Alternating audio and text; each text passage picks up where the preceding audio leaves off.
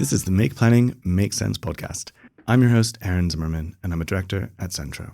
Our guest for this episode is Joanna Christophides, director at Cratus Group. We're just 1 week out from the local elections, and there's been a lot of chatter about more seats going to candidates outside the traditional blue, red, and yellow parties. Our conversation covers what appears likely to change for the built environment sector and what will still hold true after votes are counted. We also discuss communication more broadly between developers' teams and the public, between developers and councillors, and between councillors and constituents. If you like today's episode, share it with your fellow Planimals, and please do follow the show. And remember, we're ultimately here for you.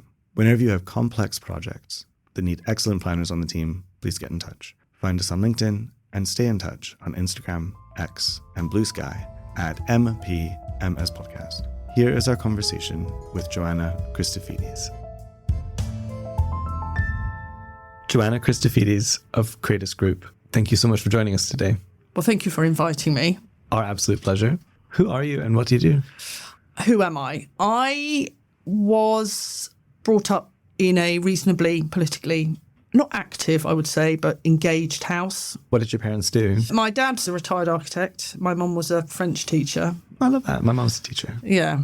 So I grew up in a reasonably politically engaged house. Not active, but engaged. And I became politically very active. I became very involved in the community as a parent at the PTA, at my Friends of Park group.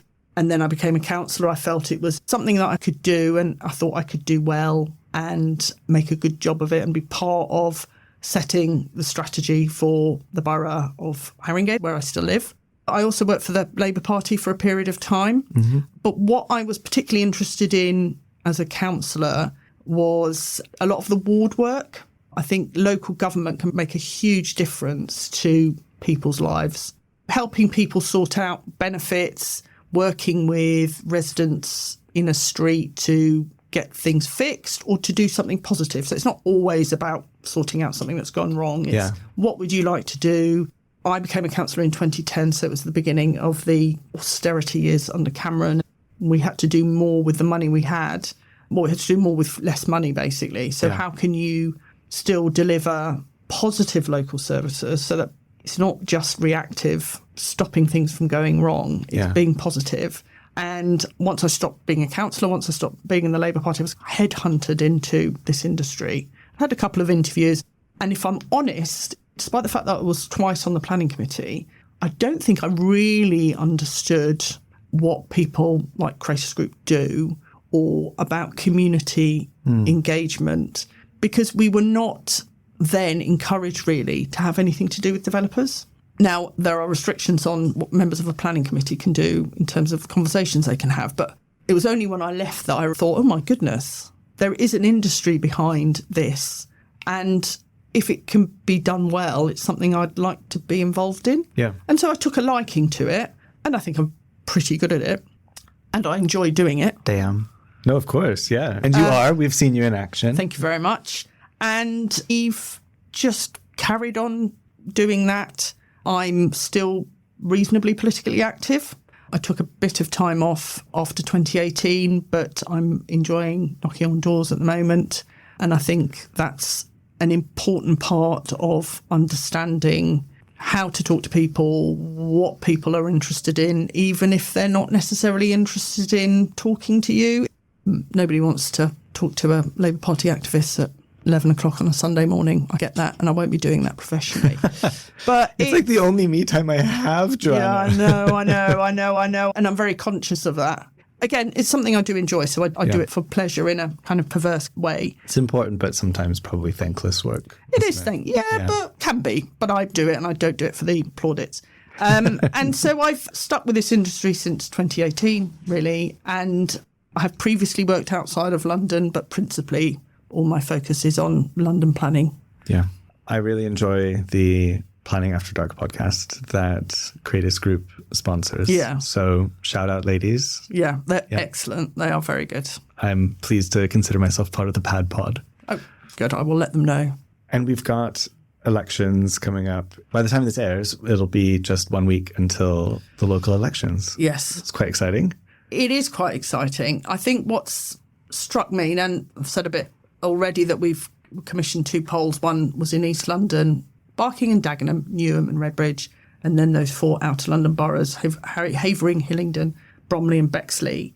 And there have been any number of polls, any number of CPDs where people come with a PowerPoint presentation. Oh, if I never see 2 ward maps of London side by side again, it'll be too soon. I'm pretty sure I didn't offer you one on that basis. I think we talked about it, and we might have basically was like, thanks, no. But no thanks. Oh, it's interesting. And they are interesting and important, don't get me wrong, and thank you to the CPD offerers worldwide. But at the same time, there's only so much you can parse before the actual election results come through. And ultimately, and again, this is a massive cliche, the only poll that counts is polling day. Damn.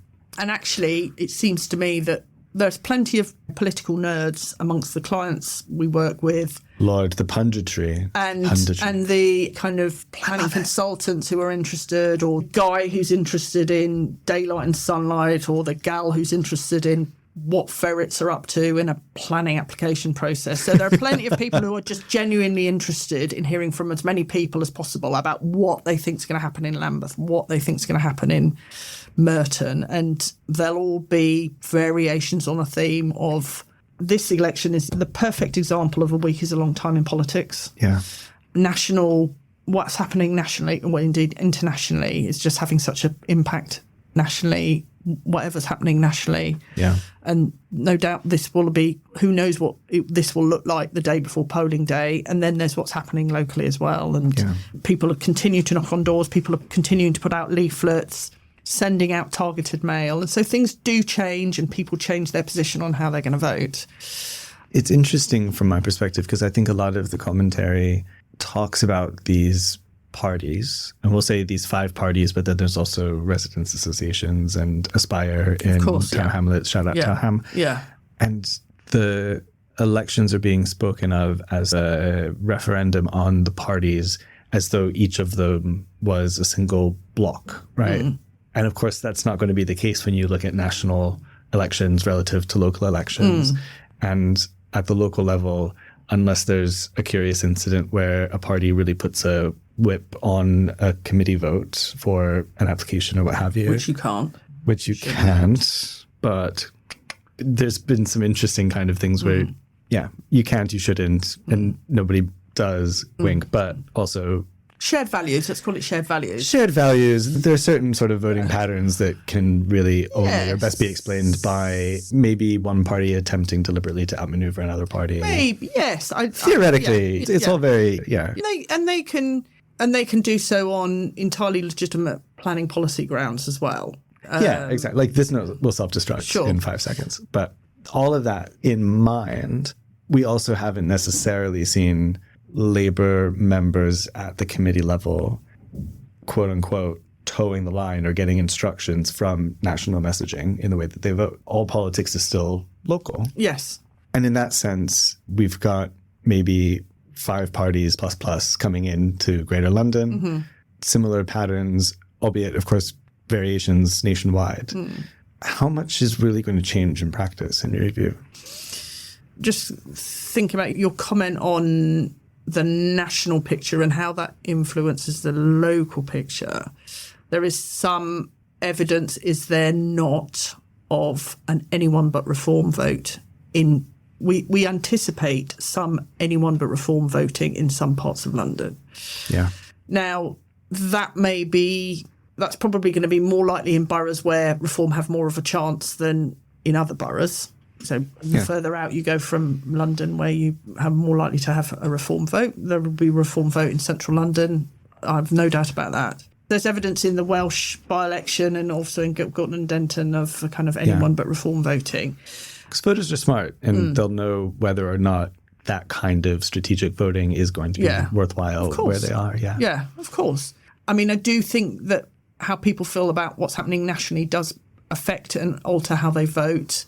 It's certainly the case that in Haringey, the Liberal Democrats, who had a fair few number of councillors, suffered a huge defeat in 2015 because of the coalition. And they're not necessarily my political stripe, but I do, having been a councillor, I do feel sorry for good councillors, whatever their politics, who are knocked out through no fault of their own, really. But I suppose that's slightly the nature of national politics as well, and doubtless going to be plenty of good MPs, and there have been good MPs who've thrown out because people don't like what's happening by the Prime Minister. Yeah. I mean, in terms of how much will change, I suppose I go back to my point that there's always change anyway. The difference this time is that there are more options.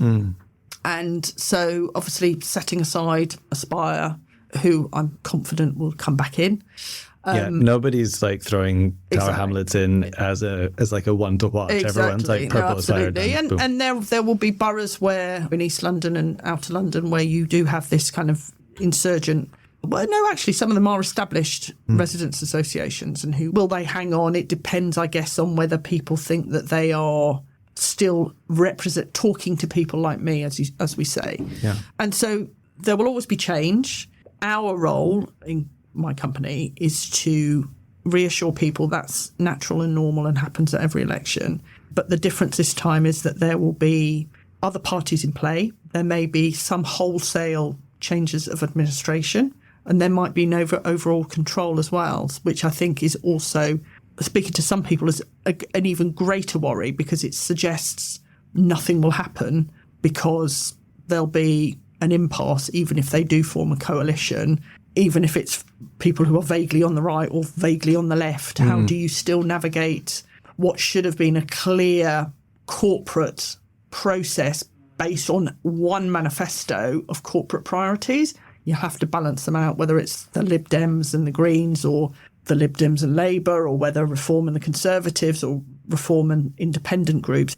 What is the risk to my planning application or my planning process that has taken X number of months or X number of years? Will I have to start again? You may have had to do that anyway, depending on who is in charge of your authority, even if it's within the same group. But yeah, it's really hard to run the counterfactual anyway, right? So we don't know if it's going to be that new Lib Dem, Green, Reform UK, RA councillor who scuppered something or got it over the line. Yeah. It's just going to be something we all navigate at face value, really. I think so. And I think it might not necessarily be something we're used to. And by we, I don't necessarily mean companies like mine. Companies like mine are used to change. You're nimble, but like the sector at large is... It's making sure we understand who's standing, we understand their manifestos, we understand what their priorities are, going in early, building relationships, acknowledging that there's going to be a period of bewilderment while you're getting used to being a councillor if you're new. More CPDs, there'll be horse trading on who's going to be on which committees. Yeah. Might we even see people changing political parties if it's very close? Possibly. But so there'll be a period of adjustment. I remember being a new councillor and going to endless induction talks from officers and thinking, my God, I really understand local government finance. And then, of course, you immediately forget everything you're told, and then you have to be taught it again. And there's that, I haven't got a laptop, I don't know how to answer my email. Should I be getting involved with this? Nevertheless, you need to be getting in early. You need to be introducing people, particularly if you've got a presence in the borough, introducing yourself and what you do and how you add value or how you would like to add value.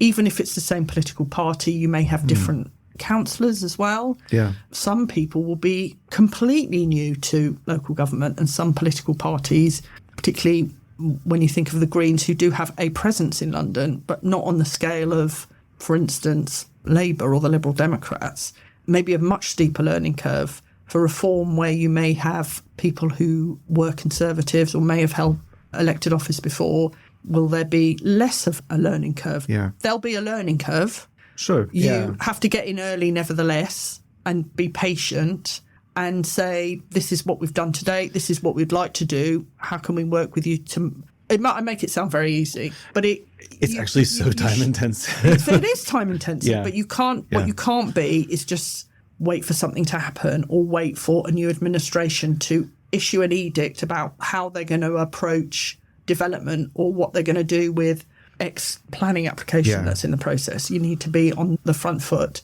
and you may need to be patient. There'll also be the business of the council will carry on. They will have planning committee meetings, and there will be a planning committee. And you may have entirely new councillors. Yeah. You may not want your planning application, your baby that you've been working on for 2 years and you've put your heart and soul into it, and you've done what you think is an exemplary piece of work of engagement. Straight into the wood chipper. No, but it's true. And then you go in front of people who say, well, I don't like it for whatever reason and I'm refusing it. And officers are thinking, well, you do need a planning policy to hang your hat on that, I'm afraid, councillor. They find one and you might win on appeal, but nobody wants that really. So there's that risk anyway. So you need to be fleet of foot and think, if my planning application's going in on the 5th of June, what do I need to do to depoliticise that? So in one lens, totally new landscape. Now it's 5 parties plus. Now it's going to be, oh my God, this is a paradigm shift in local politics, especially in Greater London. Wow. On the other side, they are still individual members. Sure. They are still people who want to do the right thing, as you were saying before. Yeah. And if you were doing it right already, which is early engagement, of course you're going to be revising and tweaking your messaging based on what you're hearing from members, but also what you know about them. From that other lens, then not much really is that much of a paradigm shift, whether there are 3, 5 or 100 parties. It's so local sometimes. Potentially, yeah. And I say potentially because that's the challenge of reading this election as well to a certain extent, isn't it? Yeah. We think 101 things might happen. There are some boroughs where I suspect we're all broadly aligned about what's going to happen, but a lot of it, so the poll that came out today, the percentages were very small between the parties. And so there's still a lot to play for. Yeah. Unless they've completely misread it, of course, which is a thing that's frequently thrown at polls, is it not? And so there will, I think change is inevitable. It's just the potential this time is for a different kind of change. It's not just new councillors, it's new councillors from new parties or newer to London. Yeah. Because some boroughs are used to will have a Green presence or will have independent groups and know how to navigate that. And it's, I suppose, if you're thinking just about the planning committee, then you've got to think about, and again, that's work that we do, what do we think Councillor Christophides is interested in? What do we think Councillor Schoen is interested in? Yeah. What do we think Councillor Kilby is interested in? Labour, Green and Conservative. How do we speak to them without dumbing it down, without telling them completely different things, but ticking their boxes, I think, as well. Speaking to what's important to them. Exactly. Yeah. But also saying this is policy compliant as well, by the way. So we certainly know of planning applications that go to the first planning committee and it does not go as anticipated. And sometimes you need to just do a different kind of preparation. Yeah, I could imagine that there's a slightly higher risk, not of a refusal, but just a higher risk of greater uncertainty when your application is going in to that first planning committee where new members, and this election seems like one thing that is definitely noteworthy is there's going to be a larger freshman class than an average election. Yeah, of course. And those members are still getting their sea legs, so to speak. Yeah. And I think the important thing is as well that regardless of what happens at the top and if it's still Labour or still Conservative or still Lib Dem, there's almost certainly going to be change at a ward level. Yeah.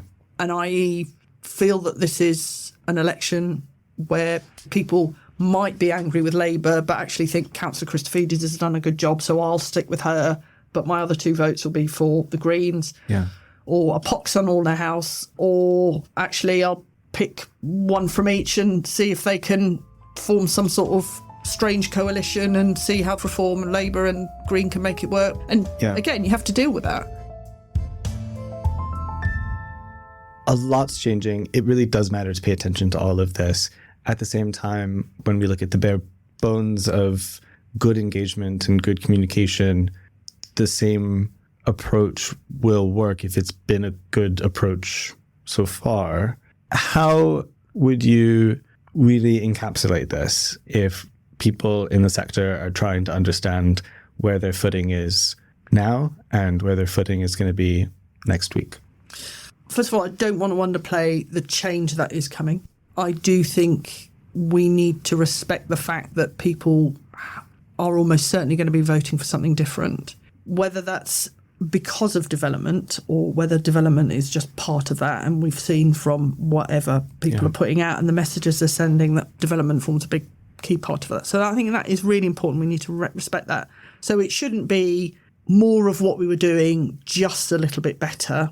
That's an important part of it. But we really need to understand what it is that communities have voted for, what political parties have asked for, how we balance that with whoever is in charge locally, and how we might have to balance that regionally and nationally. And that is not necessarily just the role of Cratus Group. That might be where you come in as a planner. So there's that part. Yeah. That being said, I do think those early conversations are crucial. So not waiting for the penny to drop, for a new administration to say, this is what we're going to do. You might write to someone on the 11th of May, but the reality is by the time they've got themselves sorted out, or as a ward councillor they've established themselves, they're not in a position to reply. Will you be able to stick to the same timetable that you had pre-election? Not always. That might not be appropriate anymore, and you have to respect that. Yeah. You have to slow down and recognise you've got new people to deal with. So early conversations are important. You will have to keep those conversations going, which is what you should do anyway, but recognise that particularly with new councillors and new administrations or different administrations, there's that period of settling in, which is really important and can be subject to change, and means that you are being respectful of their position as democratically elected councillors. Yeah. And we'll talk about communities in a minute. You need to be able to, and you should be doing this anyway, having honest conversations about what you can do, whether it's reduce the height, but also what your development can deliver. So we talked about that frustration with, it's often not about the height, but it's about what does this mean for traffic and transport? Yeah. What does the height represent in terms of scarcity? And actually, for some people, is it housing for me and my family, or me and my neighbours? Or it could be people who coming into the borough, but they're not their neighbours. So that can be a huge concern to people. You say it's for us, but actually it's not for us because it's not going to deliver the kind of housing we need. So being honest about what the development can and can't do. And can you be more imaginative about how you can bring the community into discussions about how they can shape what's being delivered? Yeah. Which is so expensive. It is expensive. To do it on a case-by-case basis.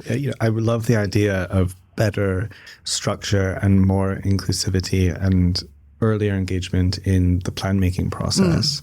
Once you get to that application basis consultation and the next one and the next one, when people feel everything's been stitched up, well, in a way it has been. If there's something in the development plan that says A, B, and C, it's also just really remarkably inefficient. It's just so slow and expensive.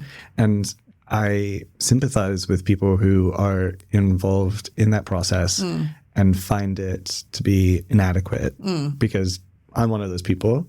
At the same time, the way we go about engagement probably is inadequate, not because any one actor is inadequate about it, but because doing 5 charrettes and 10 community engagement sessions for every application is probably just no way to get a planning permission. No, and you're right. It's really complex. And it's also disproportionate. Yeah. And I think what we must be careful about doing is being, it's important to be accommodating and inclusive, but one should never bend over backwards so much that you end up snapping your spine, basically. And what you're not saying is, look, this is a change to your neighbourhood. This is a bit taller than you're used to, or much taller than you're used to. There's always a positive about any development, I think. Now, it could be a blighted site that's got antisocial behaviour, or just an ugly building that's not developing anything, or actually it is delivering housing, some of which will be affordable.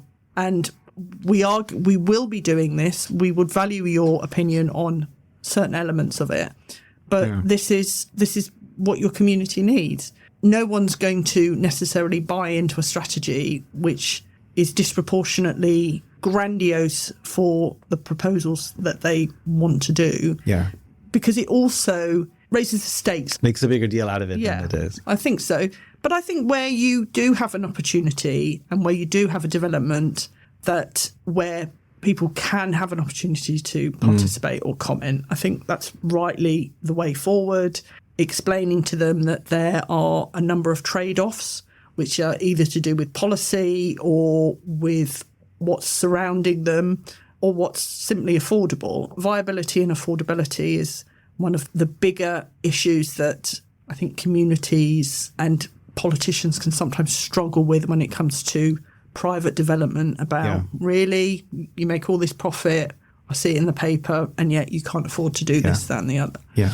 But that goes back to you need to have those longer conversations. And if you can have those with elected members, residents associations, and put the time in with people, you're not going to convince everyone, but all you can do is try, really. Yeah. But explaining to people, look, yes, we did listen to you. No, we can't reduce the height, or no, we can't have a swimming pool because it would make it completely unaffordable. And actually, there's a swimming pool 10 minutes down the road that you could use. Yeah. But what we can do, but what we are delivering is new homes. We're getting rid of a kind of blighted corner in your neighbourhood. We're putting in safe paths with safe lighting for you and your daughters. Do we shout enough about those things? Maybe not. They don't feel like they're enough of a benefit anymore, and they should be a benefit. They are a benefit. They are a benefit, and people seem to see, some people, not everyone, seems to say, yes, but what's the benefit? And actually housing is a benefit. Development can be a benefit, and it should be a benefit. Ding. Yeah, agreed. Yeah.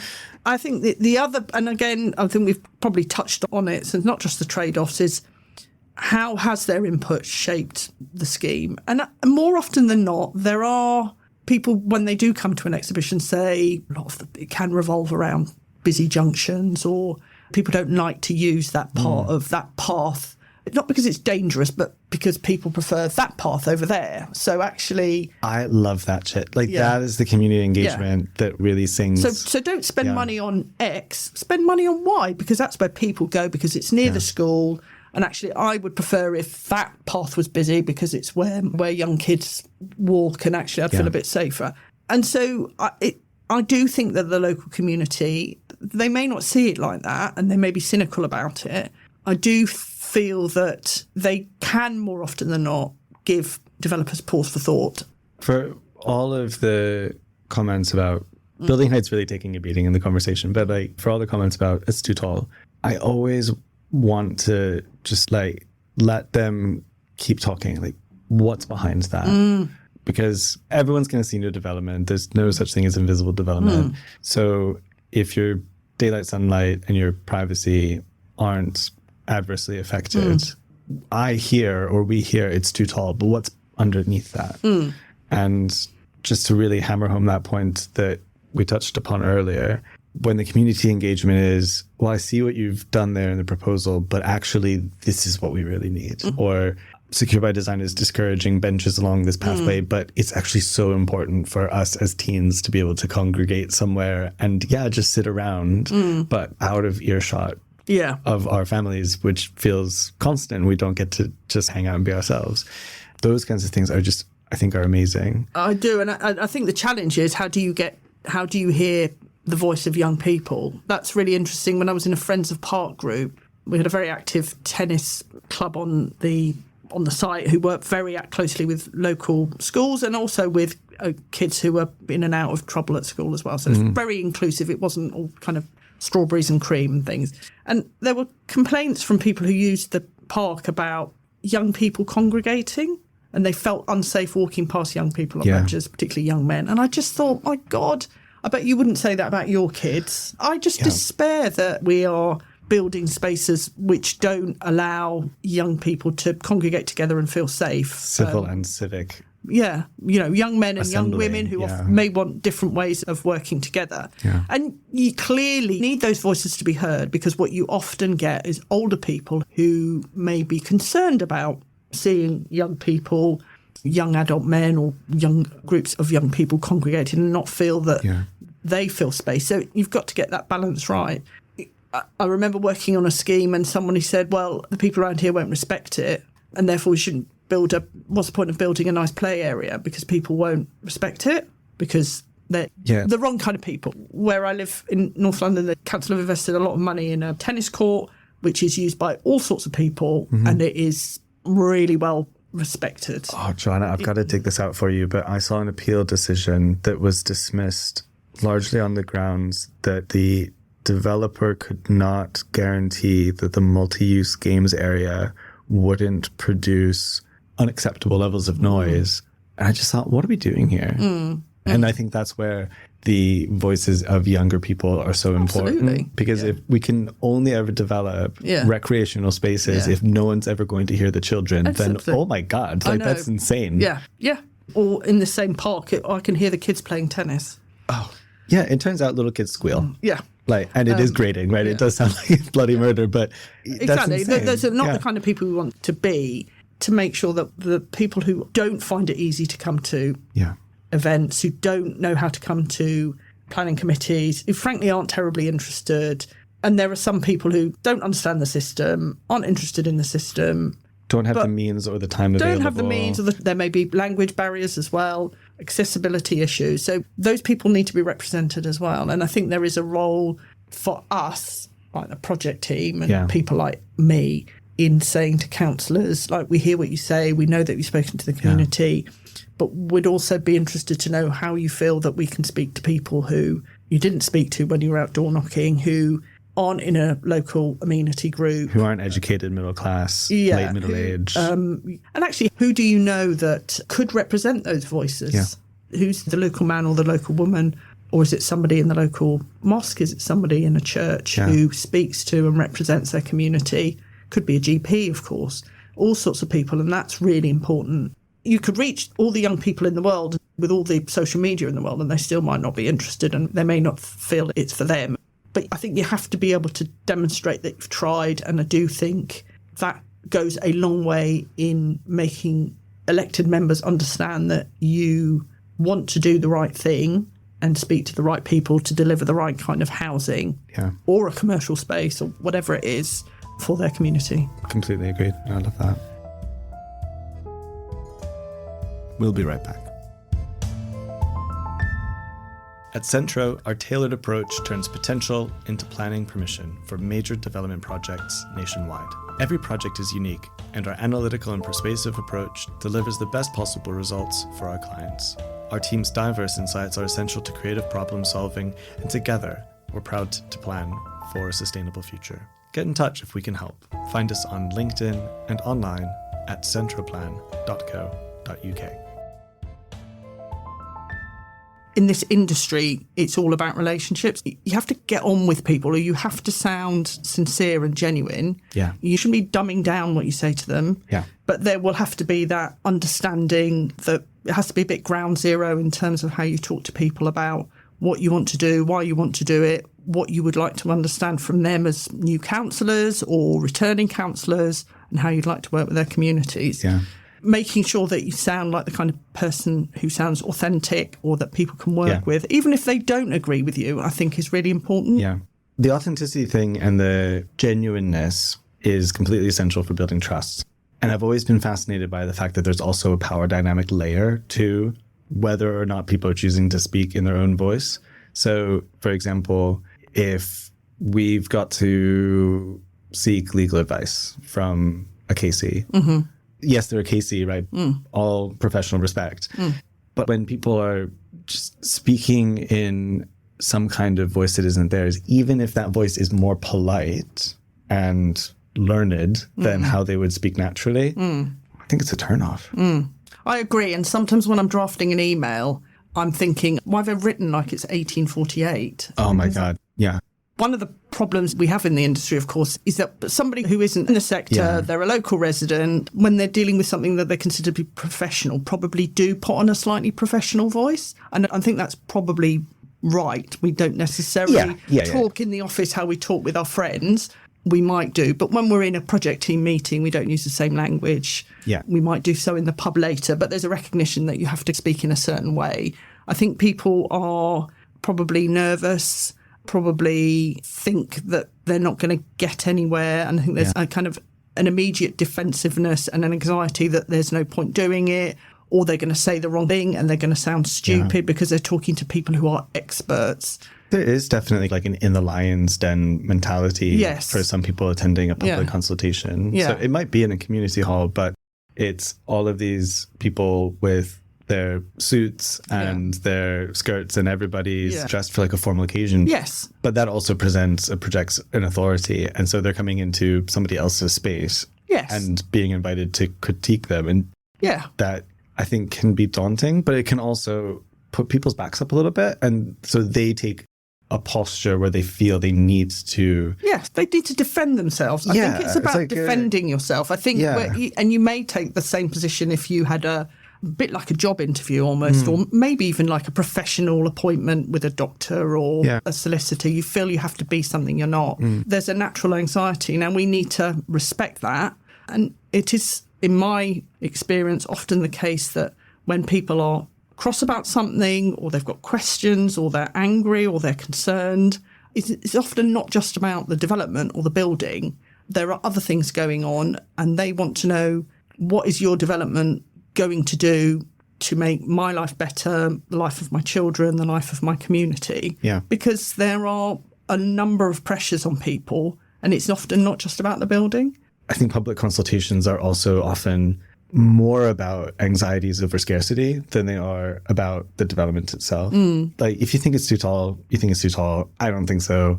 But even then, that could mean, well, I think this is just going to put undue pressure on a GP waiting list that's already too long, and it's already too hard for me to get an appointment. Or school crowding, or traffic, or my absolute bugbear, on-street car parking. And it becomes this forum that is almost like a nascent political awareness, where they think the developer is the person to bring these grievances to.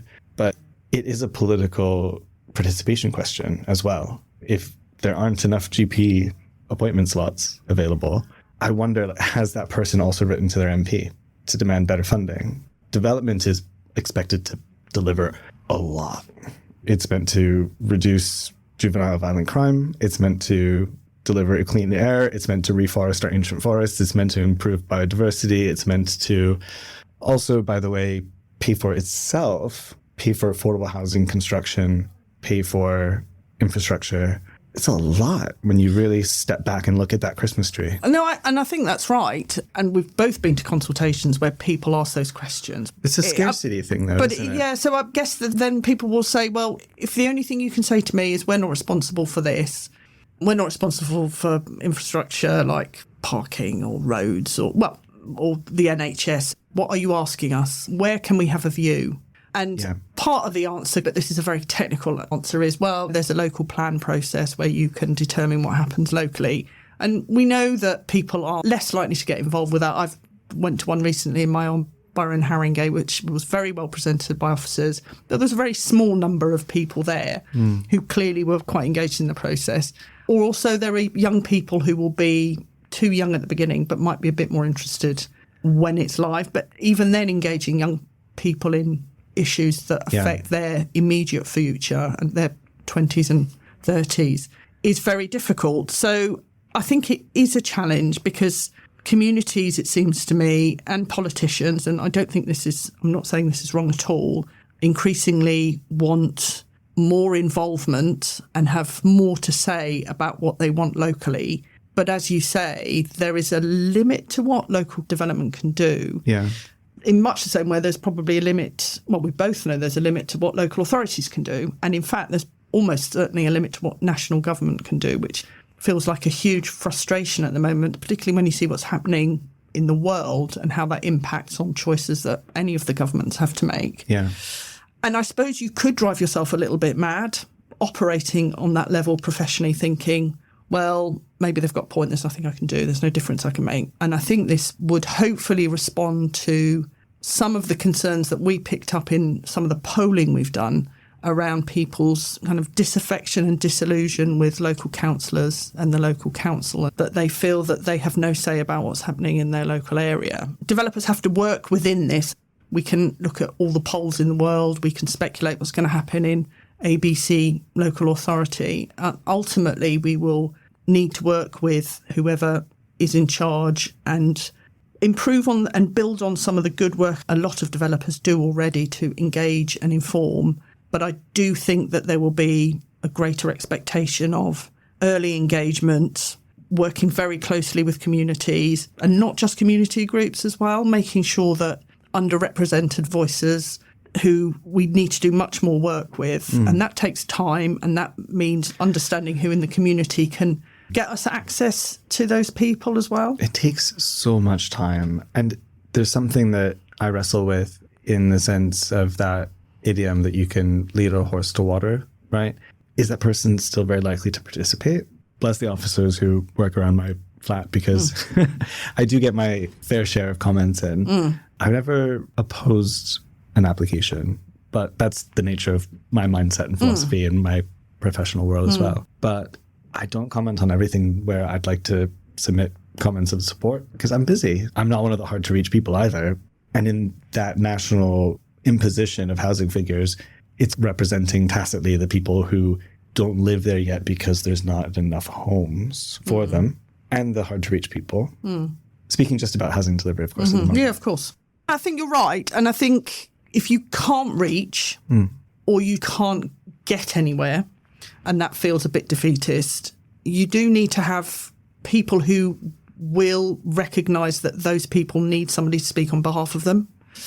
So a good member of the planning committee will take themselves outside of themselves in a sense and say, well, we need to remember that there are X number of people on the waiting list, and we need to recognise that we don't have any power to force the NHS to deliver another clinic. We need affordable housing here because we need to think about the people who can't afford to live here and actually or can't afford to commute here. People used to live in Hertfordshire on the basis that that was cheaper, and actually the difference between commuting and trying to buy something in North London was well worth it. Increasingly, that's not the case, and increasingly Hertfordshire is not accessible. And I mean, it's not people who are on an incredibly low salary. There are people who we really need who work in the public sector and the private sector who simply are priced out of big cities like London, and that's just incredibly unhealthy. Say it again. Preach. Unhealthy is the word. My view is that whatever your political background, left, right or centre, I think people who want to stand for elected office, I do think they want to do the right thing. We might not always agree with them. Professionally, we obviously have to work with them, and that's absolutely right. They're democratically elected. They will come at these things from different angles, and they will have different priorities and different things they want to protect. We don't like tall buildings, not even near transport hubs, or we should do nothing social rent. And you have to work with that on behalf of your client and with the wider project team to say, we want to deliver as much public good as we can do, but some of these, this is the reality of some of the things we have to come across. It's more than unfortunate. It's just got us into a position where everything feels as if it's been dialed up and heightened, and we need to think of a way of not being adversarial with councillors and political parties and being nervous about the community and community groups. Now, my company was set up 15 years ago or so, and so there was clearly a need for it then, and I imagine it's completely evolved, and it's certainly changed since 2018 when I started in the industry, and it's just become much more cynical. And when people say, well, what's the point, and you don't listen to what we have to say, because there's a disconnect between, yes, we have listened to what you have to say, but we still have to plough ahead and do what we're doing because X, Y and Z. Where can I make a difference? Where can my voice be heard? I go back to this new opportunity we have with whatever's going to happen on the 7th of May of maybe going back to basics a little bit and thinking, I do think that there are a lot of things that we do already that are good. They should definitely be better. And you, our client, need to take this much more seriously than you do and recognise that I know time is money, but actually the risk is you don't get the consent that you want. And that is even more costly. And I don't say that as a threat. I say that as the reality that we may be confronted with. Now, there are 101 polls out there that say X, Y and Z is going to happen in London. If you looked at the map, it looked quite all right for Labour. Of course, when you break it down on a ward by ward basis, there's much more opposition, more Lib Dems, more Reform, more Greens, in some cases more independents as well. And we have to work with all of those people. It's not just the leadership. The leadership may be unchanged, but there's always going to be change in leadership because people lose their seats or they've not restood. You've got to think about how are you dealing with at a ward councillor level. And actually, even within political groupings, there are different political perspectives. People are signed up on kind of values and a broad manifesto. But you have to respect that there's an opportunity for early relationship building, understanding what manifesto commitments are from all of the parties, even if they're not the ruling party, even if they can't be the people who make the decision, but they may be part of the planning committee ultimately. This is an opportunity just to make sure we're doing it right, make sure we're doing it better. When we were talking about the local plan, I was reminded of something, which is when it's the census time, there's people who knock on doors to make sure that as near as damn it, you've captured a snapshot of near as damn it everyone in the UK on a particular day. Yeah. I don't know what the statistics are on and how successful they are. Short of picking an area around a development zone and saying, we are going to spend the time and money, regardless of the size of the development, on a door knock, a letter, a leaflet, another door knock to make sure that we're speaking to as many people as possible. Which we can discount because it's insanely expensive. It's bizarre to have to do it on a case-by-case basis anyway, and no one will ever be satisfied in that. Yeah. And I certainly worked on a scheme, and I certainly won't go into the details, where they undertook that, and the results were not positive, shall we say. But when it comes to public sector development, there is a lot of appetite for that, and rightly so. As there should be. Because you are the person who's doing it is the landlord, effectively, or the one who intends to be the landlord. And so you do undertake door knocking and letters and leaflets and walkabouts. And do we speak to older residents who are worried about X, Y and Z, younger people who don't have anywhere to go? And that is a long process, undertaking the level of engagement that would give the results that would make them feel confident that a process has been undertaken that is genuine. They may not like the outcome, but it's been a genuine process. Yeah. We just we'll probably need to work harder at that, the 7th and 8th of May. Now, first of all, we should do it anyway. Second of all, there's always a change in councillors after a local election. It's a slightly different world because it's not the kind of big three, but it is quite hard, I think, for local residents. Is it a lack of understanding about what local government does, or just a frustration with government? I don't know. What local authorities do is often our real contact with government. I'm thinking back to my political science, education, etc. And I think that planning probably is the number one element of a local council's jurisdiction that can give parties and candidates an opportunity to differentiate themselves. The other statutory duties about streetlights and sweeping and pothole repair, there's an accountability for those as well, right? There's a good governance accountability, but it's planning decisions that probably give the largest sort of leeway. And so it's very difficult to depoliticize planning in that way. I think that point is an important point. I'll come back to that. I think the bread and butter stuff, so the streetlights, the low-level antisocial behaviour, how clean are your pavements, how clean are your parks. So the statutory services. Yeah. Well, I'm not talking about adult social care. I'm talking about the stuff that everyone in the local authority area will come into contact with. For the majority of people, they think, well, I pay £2,000 a year on council tax and you can't even clean my street. Yeah. And there's dump rubbish and I respect my environment. Why can't other people? Yeah. And there's that sense of frustration of I'm doing the thing. So I do think those things are incredibly important. I know that's not what you're suggesting, but I think getting those right. So you think about boroughs like Harrow, where I've been speaking to friends who live there and say, well, the Conservatives have put a real focus on that. But going back to your point about development, they've also put a huge focus on development.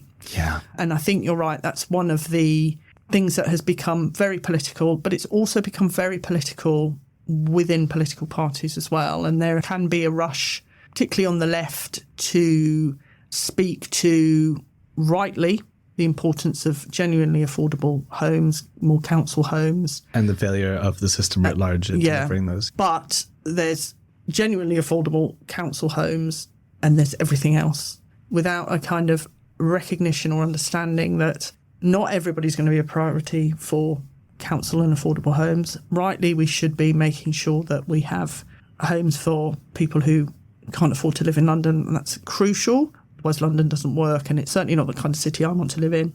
But there are other people who would benefit from other affordable products.